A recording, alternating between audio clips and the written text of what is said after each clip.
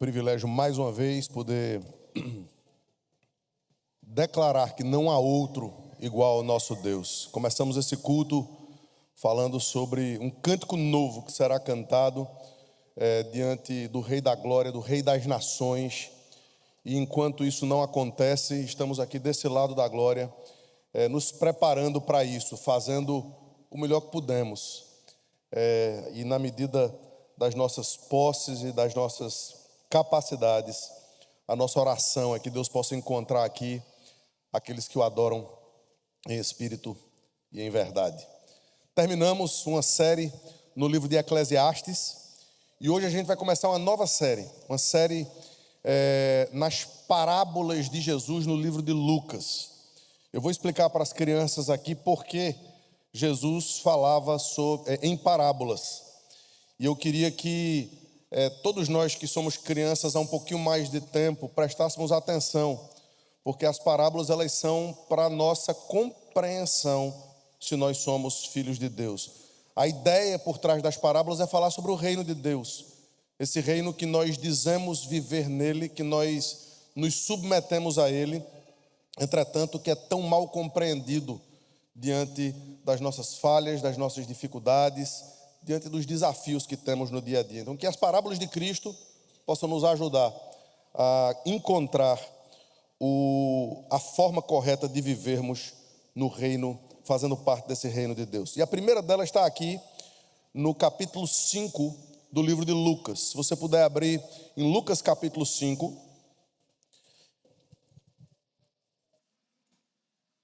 As parábolas começam no versículo 36, mas eu vou ler a partir do versículo 27, para que vocês possam entender todo o contexto.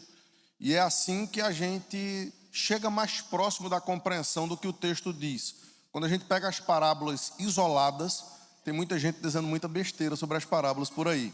Então a gente vê o contexto para que a gente entenda precisamente o que é que Jesus está querendo ensinar. Depois disso, versículo 27 de Lucas 5 diz assim: Depois disso, Jesus saiu e viu um publicano chamado Levi sentado na coleteria. E lhe disse: segue-me. Ele se levantou e, deixando tudo, o seguiu. Então Levi lhe ofereceu um grande banquete em sua casa, e era grande o número de publicanos e outras pessoas que estavam com eles à mesa. Os fariseus e seus escribas murmuravam contra os discípulos de Jesus, perguntando: por que vocês comem e bebem com os publicanos e pecadores? Jesus tomou a palavra e disse: os sãos não precisam de médico, e sim os doentes. Não vim para chamar justos, e sim pecadores ao arrependimento. Então eles disseram a Jesus: os discípulos de João frequentemente jejuam e fazem orações, e os discípulos dos fariseus fazem o mesmo, mas os seus discípulos comem e bebem. Jesus, porém, lhes disse: será que vocês podem fazer com que os convidados do casamento jejuem enquanto o noivo está com eles? No entanto, virão dias em que o noivo lhes será tirado, e então, naqueles dias, eles vão jejuar. Também lhes contou uma parábola. Ninguém tira um pedaço de uma roupa nova e coloca sobre uma roupa velha, pois, se o fizer, rasgará a roupa nova. E, além disso, o remendo da roupa nova não combinará com a roupa velha. E ninguém põe vinho novo em odres velhos, porque se fizer isso, o vinho novo romperá os odres, o vinho se derramará e os odres se estragarão. Pelo contrário, vinho novo deve ser posto em odres novos. E ninguém, tendo bebido vinho velho, prefere o novo, porque diz: o velho é excelente. Até aqui a leitura da palavra do Senhor. Queria chamar as crianças aqui à frente para dar início à pregação do Evangelho.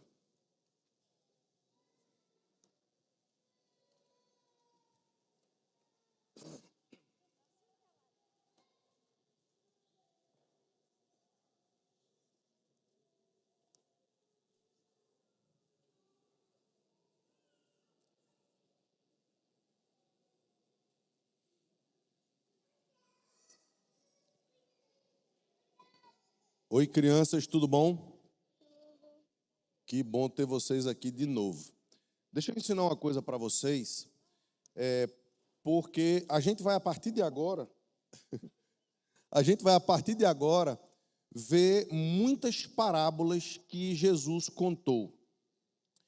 E num certo sentido, ele vai dizer lá na frente, numa das parábolas mais na frente, que ele conta as parábolas para que muitas pessoas ouçam, mas não escutem. Olhem, mas não vejam. Enfim, as parábolas às vezes confundem as pessoas. Por quê? Porque elas precisam de um contexto. Elas precisam de uma explicação. Aí Jesus chega para os discípulos dele e diz: mas para vocês, as parábolas têm explicação. E aí Jesus começa a explicar o porquê ele contou aquelas parábolas. Parábola é uma história que Jesus conta para fazer uma ilustração, para mostrar alguma coisa que acontece no nosso dia a dia. Na de hoje, ele contou duas parábolas que têm o mesmo sentido.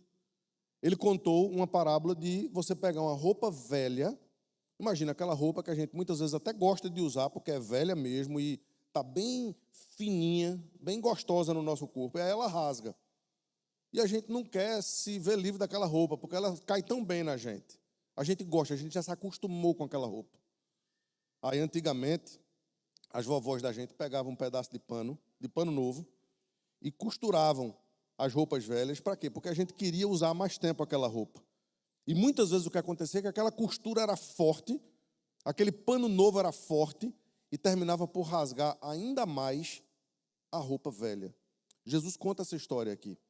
E ele conta essa história para dizer para a gente que a gente precisa começar a aproveitar aquilo que é novo, aquilo que vem a partir de algo que ele faria na cruz do Calvário, para trazer para a nossa religião, para a nossa vida, algo tremendamente novo. E os discípulos dos fariseus e de João Batista estavam com muitas dúvidas em relação a isso. E eu espero que as nossas dúvidas, as nossas inquietações, tanto em relação a coisas velhas, é bom que vocês, crianças, passem a apreciar aquilo que os pais de vocês querem apresentar para vocês, aquilo que os pais desejam que vocês, às vezes até um prato de comida, né? Às vezes a gente vê, quer apresentar para vocês algo novo, e vocês fazem aquela cara dizendo assim: isso não pode prestar, eu nunca comi isso. Eu gosto de purê com batata frita. Tá bom demais. E aquela carnezinha moída. Né? E muitas vezes os pais querem apresentar para vocês coisas novas, coisas boas, coisas nutritivas, coisas que vão trazer sabor para a vida de vocês. Assim é o Evangelho de Jesus. Ele quer trazer para a gente algo novo, algo que vai fazer com que a gente se delicie com fazer parte de um reino que traz para a gente o que o Evangelho chama de novidade de vida. Eu vou pedir para vocês daqui a pouco, depois da nossa oração, voltarem para junto dos pais de vocês e que vocês prestem atenção, porque em alguns momentos na mensagem eu vou querer que vocês escutem o que eu vou falar para as crianças, para que vocês fiquem quietinhos e nos ajudem a juntos entendermos o que Jesus vai ensinar para a gente, tá certo? Vocês oram comigo? Senhor Jesus, nos abençoa e nos ensina. As parábolas, às vezes, são difíceis de entender. Mas para nós, o Senhor explica. E te pedimos que o Senhor nos explique. Em nome de Jesus. Amém. Podem sentar lá, queridos. Deus abençoe vocês, viu? E fiquem bem quietinhos, viu?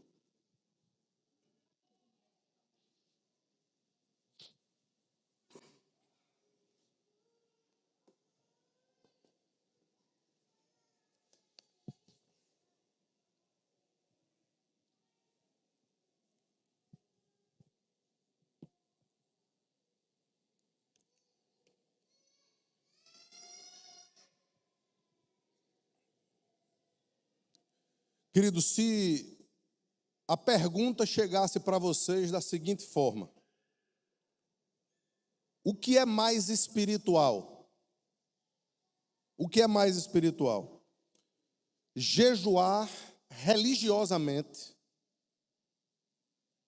ou beber na casa dos amigos? Qual seria a resposta de vocês? essa pergunta ela é muito interessante, porque aqui, no texto que a gente tem, os religiosos tentam colocar em contradição os discípulos de Jesus e os discípulos de João Batista. E eles viam essas coisas de forma diferente. Para os discípulos de João Batista, e aqui eles são colocados muito próximos dos discípulos dos fariseus até, eles achavam que eles tinham que viver jejuando. Eles tinham que viver uma vida onde o sagrado, o santo, fosse completamente afastado do dia a dia e da comunidade. E parece que os discípulos de Jesus tinham um pensamento diferente. Pelo menos aqui no texto, um publicano é convertido e dá uma grande festa. E nessa festa, ali a comida, a bebida, e os discípulos de Jesus estão ali juntamente com Jesus, aproveitando aquele momento. O versículo 33, o texto nos diz o seguinte: então eles disseram a Jesus: os discípulos de João frequentemente jejuam e fazem orações, e os discípulos dos fariseus fazem o mesmo. Mas os seus discípulos, Jesus, comem e bebem. Então perceba que há aqui uma tentativa de colocar em contradição discípulos de João e discípulos de Jesus. A história aqui que começa no versículo 27 é muito interessante. Nos versículos 27 e 28, a gente percebe que a mesma coisa que aconteceu com os primeiros discípulos que foram chamados no início do capítulo, se você perceber aí, a pesca maravilhosa é trazida aí, e os versículos iniciais dizem que Jesus ele chama Pedro, Tiago, João, que estavam no barco como pescadores, e literalmente eles deixam tudo para trás, eles deixam as suas redes, eles deixam os seus barcos, eles deixam até os peixes, e começam a seguir a Jesus. Aqui a gente não está lidando mais com um pescador, mas a gente está lidando com um outro discípulo de Jesus, Levi, que também é conhecido, mais conhecido por Mateus. Esse é o verdadeiro, se você for lá para o texto paralelo em Mateus, você vai ver que esse é o nome de Levi, é o nome que é dado a Levi. Então aqui a gente está falando de Mateus. Mateus, que era um publicano, ele era um cobrador de impostos. E os publicanos, eles tinham um estilo de vida que não era nada religioso. A bem da verdade, os publicanos, eles se identificavam muito com os pecadores porque eles não estavam nem aí para a religião. Eles não estavam nem aí para a forma de viver, eles não se preocupavam, eles muitas vezes nem criam em Deus. E quando criam em Deus, eles criam de uma forma muito superficial.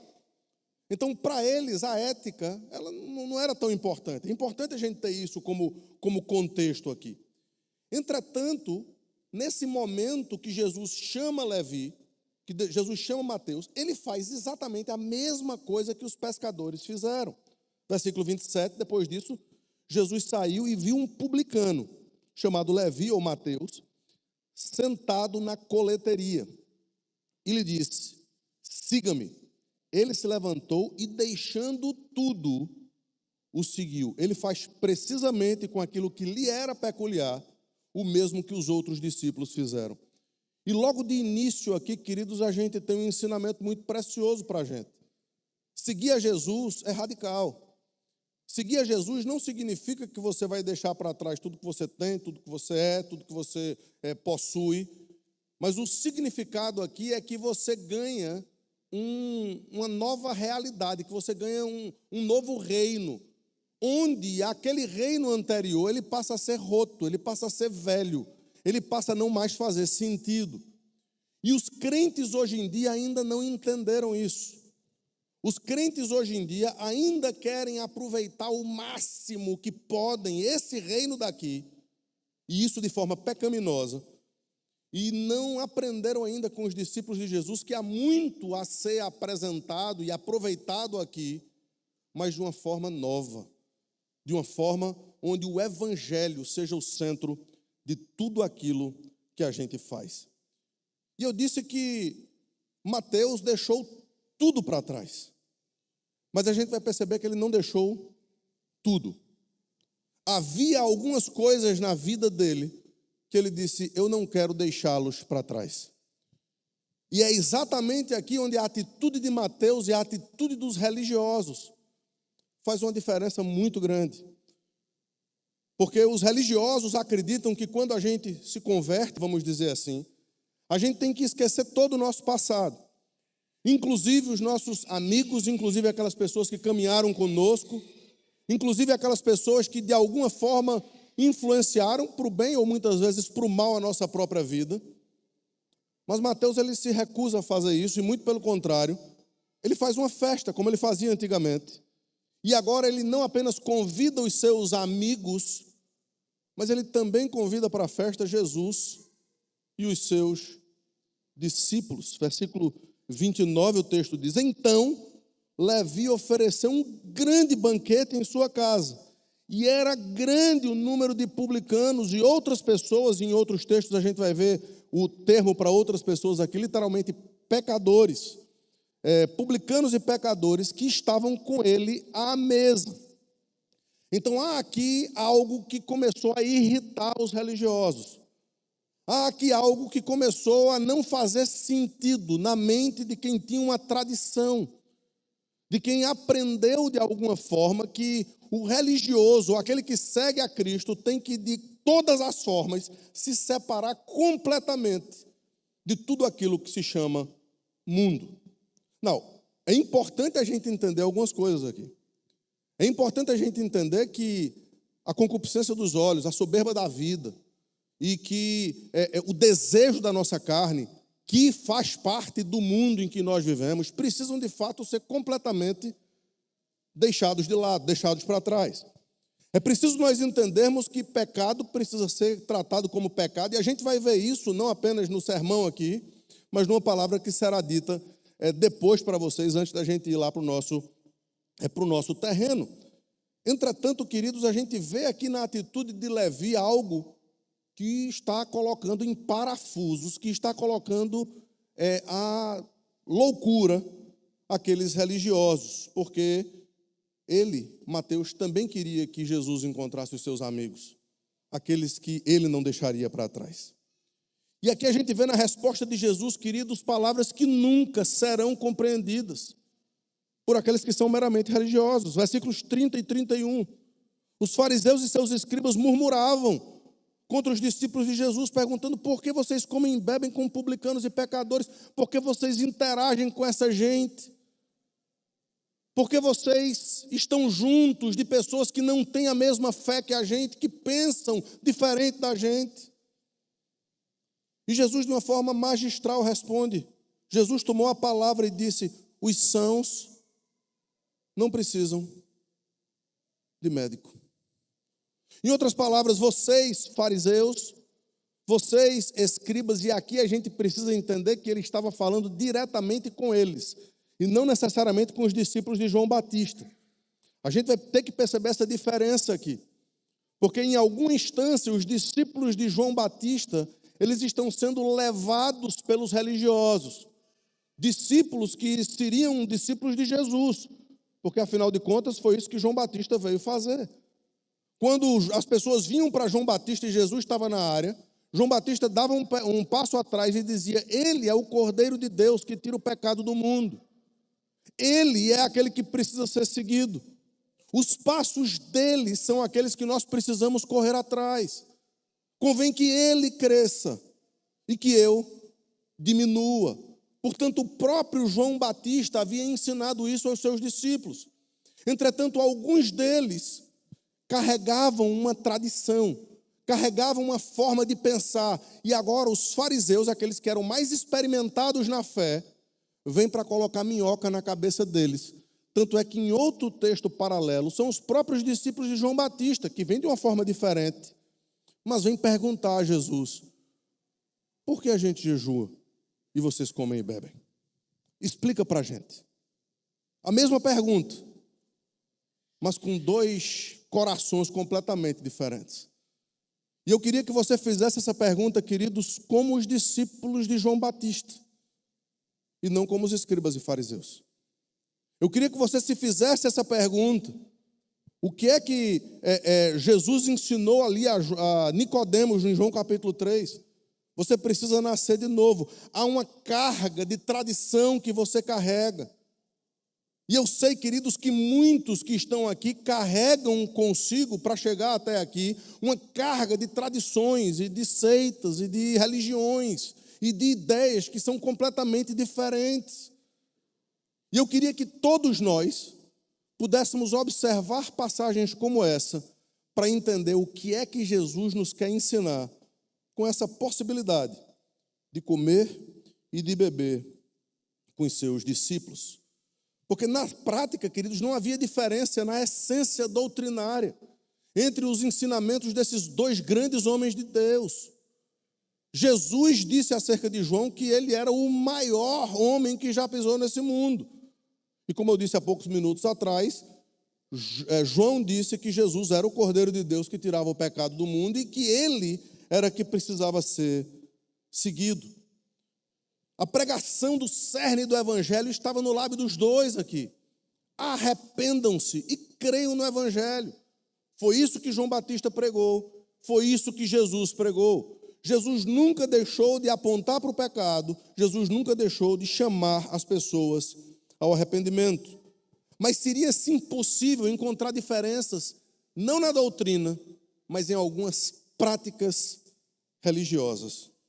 E a gente precisa entender, queridos, que há matérias menores no nosso meio, como jejuar, como comer, como beber. Essas coisas sempre serão utilizadas pelos religiosos para desviar o foco da verdade, para dividir pessoas, porque pensam diferente em algumas coisas que não são essenciais, que não são o cerne e o coração do Evangelho.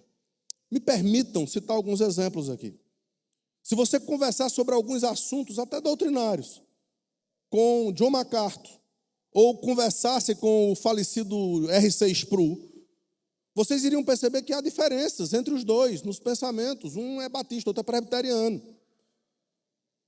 Entretanto, essas diferenças nunca deixaram com que eles se afastassem um do outro, mas, pelo contrário, eles caminharam juntos em prol do Evangelho. Eles foram grandes amigos. Eles foram pessoas que entenderam que o reino era muito maior do que a sua diferença. Alguns aqui conhecem as histórias entre Whitefield e Wesley, dois homens de Deus do passado que pensaram diferentes em relação a algumas questões importantes. Entretanto, os seus discípulos começaram a brigar entre si. Parece com o que está acontecendo aqui entre Jesus e João Batista. Não eram eles, eram os discípulos. E os dois falavam acerca de si mesmo, que certamente encontrariam um ao outro no céu, porque eram irmãos queridos em Cristo Jesus. O que dizer de Paulo e Pedro? Colunas e baluartes da verdade. E que por questões muito parecidas com essa aqui, Pedro começou a agir como os escribas e fariseus. Pedro começou a agir como os religiosos, e Paulo então lhe confronta face a face. Para alguns anos depois, o próprio Pedro abraçar Paulo, pedir perdão e dizer: Paulo, nós estamos juntos. Você estava certo e eu errado. Aqui, queridos, os discípulos de João estão sendo colocados contra os discípulos de Jesus por conta de religiosos, mas caminhados na fé, mas que não tinham o coração no lugar certo. E todos nós precisamos ter cuidado para que nós não sejamos, da mesma forma, abocanhados pela boca do inimigo. Pegue qualquer um desses nomes que eu falei aqui, queridos, e estude o que eles falaram sobre arrependimento, sobre fé, sobre santidade, sobre evangelho. E a gente vai perceber que não é a doutrina que nos desune, mas muitas vezes como nós enxergamos filigranas dessas doutrinas e a forma como julgamos coisas pequenas, como se elas fossem essenciais. Veja, nós temos uma doutrina, nós temos uma prática, nós não vamos abrir mão dessa doutrina, dessa prática. Essa é a nossa igreja, nós somos presbiterianos, nós seguimos uma confissão de fé. Não é isso que está em jogo aqui. O que está em jogo é como a gente julga, como a gente olha pessoas que em certos aspectos e certos sentidos pensam diferente de nós. E nós não podemos ser confundidos com os religiosos que pensam que sempre eles estão certos e que todos os outros estão errados, equivocados e vão terminar no inferno. E me permitam dizer isso, queridos. Existe uma guerra na internet hoje por conta dessas coisas. E nós não podemos entrar nessa guerra. Nós não podemos, de forma absolutamente nenhuma, dar vazão a esse tipo de circunstância e de questões secundárias e não essenciais. Talvez um teste para saber se você é crente em Jesus ou se você é um mero religioso é essa. Você já realmente se arrependeu de seus pecados? Você vive uma vida de santidade, ou pelo menos procura viver uma vida de santidade? Você está produzindo frutos dignos de arrependimento? Ou você apenas vive uma vida cristã pífia, mas fica julgando todo mundo que pensa diferente de você? Mas fica dizendo tudo que os outros estão fazendo de errado. E se esquece de entender que é comigo e com vocês que o Senhor da glória está falando. Cheio de orgulho espiritual. Além de não conseguir perdoar, vive julgando a prática de outros cristãos. Queridos, infelizmente as igrejas estão infestadas e cheias de gente que só sabe reclamar dos outros. Ao invés de aproveitar o banquete que podem participar, o banquete que podem ter, eles estão trazendo um velho fermento, fazendo com que o evangelho fique roto. E as parábolas de Jesus estão aqui para mostrar que há algo novo a ser apresentado. O evangelho de Jesus Cristo está aqui para apresentar para a gente uma vida leve, centrada no evangelho, centrada no arrependimento, é verdade, mas que trata o outro com compaixão, com tolerância, com graça, com misericórdia, porque em última análise, queridos, foi assim que o próprio Senhor Jesus nos tratou. Se nós fôssemos deixados à nossa própria mercê, nenhum de nós estaria aqui nessa manhã. Todos nós já estaríamos mergulhados no nosso pecado e com a carga dos nossos pensamentos. Mas misericordiosamente, Jesus coloca algum tipo de graça na nossa mente e no nosso coração. De uma forma linda e extraordinária, Ele faz com que uma nova natureza agora exista em nós, para que a gente possa compreender que os outros precisam ser olhados também com compaixão. Se como Mateus, nós quisermos que eles façam parte da nossa mesa. Se como Levi, nós quisermos convidá-los para que eles sejam transformados pela atuação de Jesus. E eu queria que você não pensasse em outras pessoas agora. Eu queria que você pensasse em você mesmo. Eu queria que cada um de nós fizesse esse esforço de pensar em nós. Onde é que nós estamos na nossa caminhada cristã? Somos crentes, seguindo a Cristo, com compaixão pelas pessoas, ou somos críticos religiosos, que não sabem ver absolutamente nada de bom no outro, mas apenas aquilo que é bom em nós mesmos. Os versículos 34 e 35, então, Jesus, antes de entrar nas parábolas que explicam essa verdade, ele fala de uma forma linda acerca de si mesmo. E ele diz isso para rebater esses religiosos. Vamos entender isso aqui. Versículos 34 e 35. A resposta de Jesus é essa. A pergunta, lembrem, os discípulos de João Batista frequentemente jejuam e fazem orações, os seus discípulos e os fariseus fazem o mesmo. Perdão, os discípulos dos fariseus fazem os mesmos, mas os seus discípulos comem e bebem. Jesus, porém, lhes disse: será que vocês podem fazer com que os convidados para a festa, para o casamento, jejuem, enquanto o noivo está com eles? No entanto, virão dias em que o noivo lhe será tirado. Então, naqueles dias, eles hão de jejuar. Querido, Jesus, ele havia se apresentado já, e ele se apresenta de várias formas diferentes para tratar do seu relacionamento com a igreja. Ele é o Senhor. Nós somos os servos. Ele é o rei. Nós somos os súditos. De uma forma extraordinária, ele é o pastor. Nós somos as ovelhas. Mas aqui ele resolve se apresentar de uma forma absolutamente íntima. Ele traz uma outra forma, todas essas são verdadeiras e importantes no seu determinado contexto. Mas aqui ele quer se apresentar como noivo. e nós, a noiva.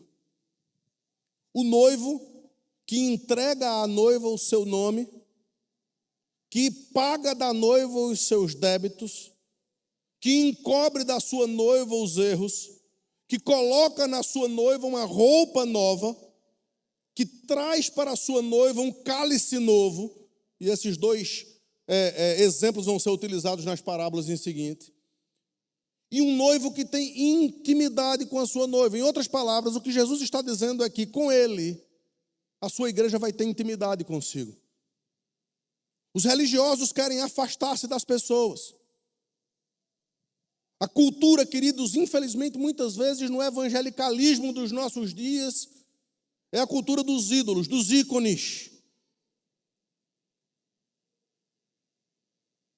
Jesus, o Rei da Glória, ele não se afastava do povo, mas ele andava no meio das pessoas.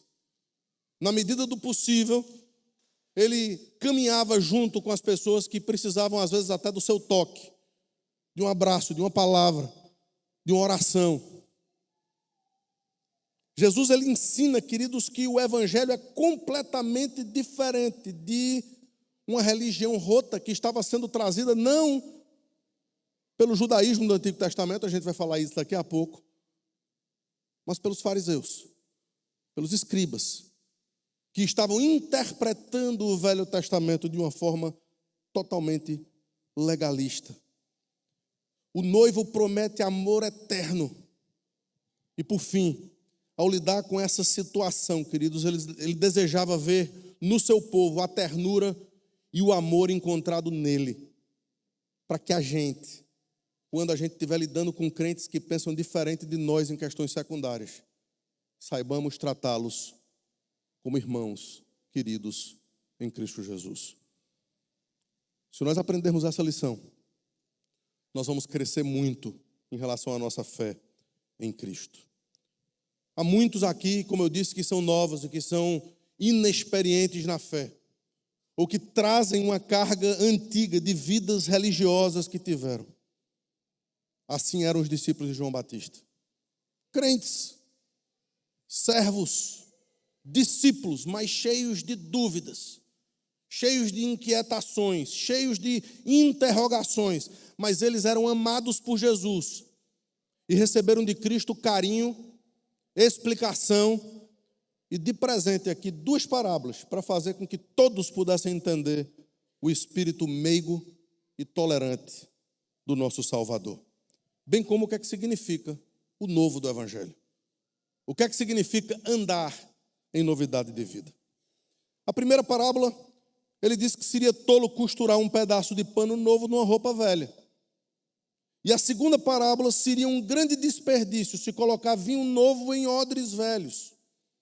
Nessas 2 parábolas, queridos, ele mostra a tolice de tentar encaixar quem vive num sistema antigo e roto num sistema novo. Simplesmente não dá certo sem que esse passe por um processo de discipulado, de aprendizado e de crescimento. E é isso que, como igreja, a gente oferece para você. A gente oferece discipulado, ensino. A gente aceita dúvidas, a gente aceita questionamentos, a gente aceita perguntas, até inquietações. Porque o que está diante de nós não é o que nós pensamos, mas é esse livro aberto, esse livro antigo, que faz com que os nossos passos sejam guiados por eles. Que faz com que Cristo, de fato, seja o centro das nossas vidas. Rapidamente, me permitam ver com vocês essas 2 parábolas. Primeiro, não remende roupa velha com pano novo. Versículo 36.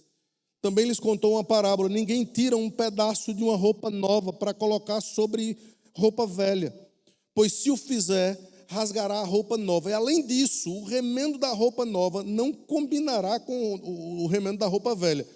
Tanto em Marcos como em Mateus, ele traz um outro argumento. Não é que apenas não vai combinar, e às vezes a gente usa isso para as festas juninas, né? A gente pega uma calça e coloca um pano diferente aqui, aquilo fica horroroso, mas é engraçado, as pessoas fazem e tudo mais. Mas muito mais do que isso, se for roupa velha mesmo, daquelas que existiam naquele tempo, roupas que começam a se desgastar. Veja, hoje em dia é muito fácil. A gente vai ali no outlet e resolve o problema comprando camisas novas e roupas novas. A gente não tem o mesmo problema que as pessoas tinham aqui. Mas roupa naquele tempo era algo extremamente caro. Era algo extremamente precioso. Uma das indústrias mais extraordinárias era aquela de Lídia, vendedora de púrpura. Por quê? Porque era indústria têxtil. Algo extremamente caro naquele tempo. Algo extremamente caro naquele tempo. Hoje você tem roupa cara. Mas se você for na Costa, você compra roupa baratinha. Na verdade, tem gente aí sabendo disso hoje. Mas o fato é que, se você pegar aquela roupa que já está se esfarelando, que você ainda usa e rasgou um pouquinho, e pega um pano novo e remenda, como eu expliquei para as crianças aqui, aquilo você vai usar uma vez. Mas daqui a pouco o buraco vai ficar muito maior. Por quê? Porque a roupa nova vai rasgar a roupa velha. A costura forte, ela é tão forte, ela é tão mais resistente, que ela vai rasgar completamente a roupa antiga. E era exatamente assim que os escribas e fariseus, os religiosos, estavam fazendo com a religião.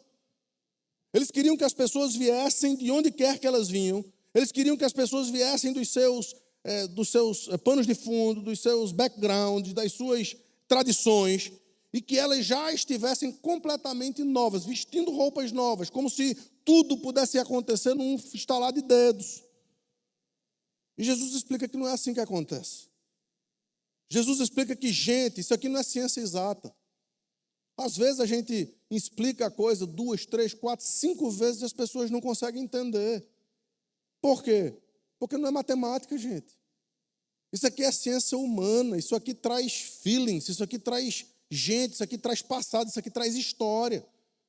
E cada família aqui carrega uma carga de história completamente diferente da outra. E se nós começarmos a nos moldar simplesmente por aquilo que a gente imagina, por aquilo que a gente sabe, ou acha que sabe, a gente nunca vai conseguir conviver em paz como Jesus explica aos seus discípulos aqui. Às vezes a gente prefere roupa velha. Lá em casa é briga de vez em quando, meus irmãos. Quando Patrícia quer jogar uma daquelas minhas camisas velhinhas para fora. Ah, tá velha demais. Tá só um buraquinho aqui, ainda dá para usar. Mas cai tão bem. Mas é tão gostoso. Eu já estou acostumado. E assim, muitas vezes, queridos, a gente traz as nossas pequenas tradições. Mas a gente já está acostumado. Pode rasgar a qualquer momento. Mas está tão gostoso, está tão confortável. Mas ela não vai proteger você do frio. Veja, a gente precisa entender qual é o uso daquilo que está sendo trazido aqui. É muito mais seguro usar roupa nova, ainda que a gente tenha que se acostumar com ela. Mas isso leva tempo. Um sapato é assim, né? Você já comprou sapato novo? Às vezes leva um tempo para que você se acostume com aquele sapato. Às vezes faz calo no pé. Às vezes a gente tem que botar um band-aidzinho ali. Para quê? Para que a gente se acostume com aquele sapato novo. E muitas vezes, queridos, o evangelho é muito novo para muita gente. A liberdade que nós temos em Cristo é algo que ainda traz questionamentos a muita gente aqui, sentado nesses bancos. Normal. Faz parte. Vamos continuar pregando sobre a liberdade de Cristo. Vamos continuar pregando sobre as doutrinas do evangelho. Mas vamos fazer isso com o coração derramado diante do Senhor. Segundo, não entornes o vinho novo em odres velhos. Odre era um cantil de couro que era utilizado para colocar o vinho. E via de regra, quando o vinho era colocado ali, ele curtia um pouco de tempo para que ele pudesse ficar melhor. E o vinho novo era colocado num odre novo, por quê? Porque se você pegasse um cantil daqueles velhos e colocasse o vinho novo, a fermentação do velho estava diferente do novo. Já estava um pouco, talvez, avinagrada. E todo aquele vinho novo seria estragado. A fermentação ficava tão forte que, às vezes, os odres rompiam. Borbulhava e se estragava aquele material. E, ao invés de ficar pronto para o consumo, ou próprio para o consumo, ele tinha que ser entornado e jogado fora. Jesus ele usa essas duas ilustrações para trazer precisamente o mesmo princípio. A gente precisa entender aqui, queridos, que o velho, e se tem gente que entende de vinho aqui, vai dizer, não, pastor, vinho velho é que é bom. Vinho, você tem que deixar envelhecer. Ele não está falando de vinho envelhecido aqui. Ele está falando de vinho velho mesmo. Ele está falando de algo que já está quase avinagrado. Ele está falando de algo que não vai ser próprio para o consumo em muito pouco tempo. E Jesus está dizendo que tem muita gente se contentando com coisa estragada. Tem muita gente, ele vai dizer no final, que vai chegar e dizer, não, o velho está bom. Veja o último versículo aí. Esse último versículo confunde muita gente. Jesus está aqui criticando a atitude dos religiosos de dizer, não, a gente prefere a gente não quer o novo. Por quê? Porque o velho está bom. E tem muita gente chegando com as suas tradições e que pode ter o mesmo tipo de sentimento. Não, eu estou gostando das palavras aqui. Eu estou gostando dos ensinamentos. Mas tem algumas coisas que estão erradas. Tem algumas coisas que estão erradas por quê? Porque eu penso diferente disso. Veja, o pacote é completo, queridos. A palavra transforma não apenas na doutrina. E mais uma vez, eu peço que você fique ao final do culto para que a gente possa falar um pouco antes de irmos para o almoço, que eu quero trazer uma pastoral importante para a igreja. Sobre alguns princípios que nós precisamos viver para a honra e para a glória do nosso Deus. Mas o ponto a gente vai poder ler essa parábola aqui no versículo 37. Ninguém põe vinho novo em odres velhos, porque se fizer isso, o vinho novo romperá os odres, e o vinho se derramará e os odres se estragarão. Pelo contrário, vinho novo deve ser posto em odres novos. Ninguém, tendo bebido o vinho velho, prefere o novo, porque diz, o velho é melhor. Era isso que os escribas e fariseus estavam fazendo e tentando levar os discípulos de João Batista. E eu quero acreditar que muitos que estão caminhando e chegando no evangelho nos dias de hoje não são como os escribas e fariseus, mas são como aqueles discípulos de João, que trazem uma carga que precisa ser compreendida, precisam ser amados, precisam ser ensinados, discipulados. É exatamente por isso que eu queria terminar essa mensagem aqui com algumas aplicações. Eu queria que eu e vocês olhássemos novamente para esse texto e, ao olhar para esse texto, perguntássemos o que é que esse texto está falando comigo hoje. Como é que nós, como crentes que vivemos numa circunstância imigratória nos Estados Unidos, brasileiros, podemos compreender esse texto fazendo diferença na minha vida e na vida de vocês. E a primeira coisa que eu queria que vocês entendessem, queridos, é doutrinária. Ninguém pensa que Jesus está condenando o judaísmo do Velho Testamento aqui. O que ele entregou para Moisés foi precisamente o novo. O que ele entregou para Moisés ali no Monte Sinai pode ter uma carga grande de cerimônias, mas era algo que estava trazendo o foco e apontando para a pessoa de Jesus Cristo. A lei de Deus, os 10 mandamentos, veio como uma bigorna contra o povo. Por quê? Porque todos ali entenderam que eles não conseguiam cumprir os 10 mandamentos. E se vocês entenderem as explicações dos 10 mandamentos, vocês vão perceber que nós também não conseguimos cumpri-los. Porque temos outros deuses, porque temos os nossos ídolos, porque desonramos o nome de Deus, porque profanamos o sábado do Senhor, porque desobedecemos às nossas autoridades, porque odiamos as outras pessoas e falamos mal delas, porque nós roubamos aquilo que não é nosso, desejamos aquilo que não é nosso, olhamos corpos que não nos pertencem, cobiçamos. Todos nós fazemos isso com tanta naturalidade, queridos. A lei de Deus vem como uma bigorna contra nós.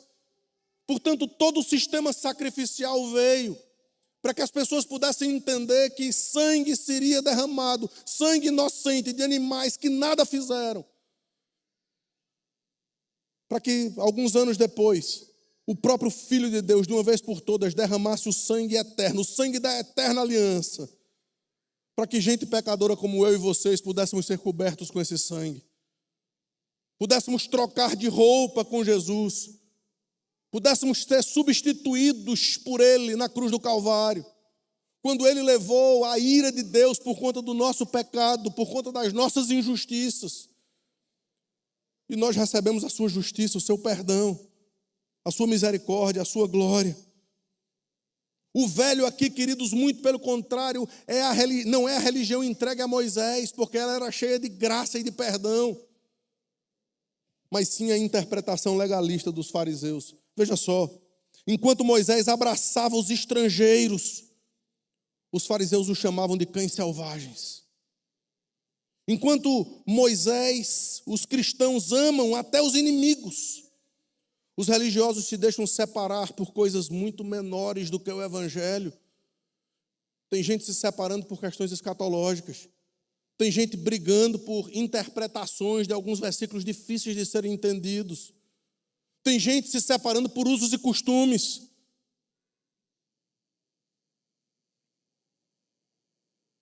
Segundo lugar, queridos, esquecer essas verdades da tolerância em coisas secundárias causa muito dano ao evangelho. Como líderes e como pais, nós precisamos entender isso e ensinar isso aos nossos liderados e aos nossos filhos. Devemos nos lembrar de onde nós viemos, para que a gente hoje possa ter uma vida digna do evangelho de Cristo. Normalmente falar isso para mim é mais tranquilo, porque vocês não me conhecem o quanto uma parte desse auditório aqui me conhece. E é extremamente triste perceber que se nós formos deixados levar pela podridão do nosso próprio coração, nós jamais vamos experimentar o que é a graça salvadora e transformadora do evangelho.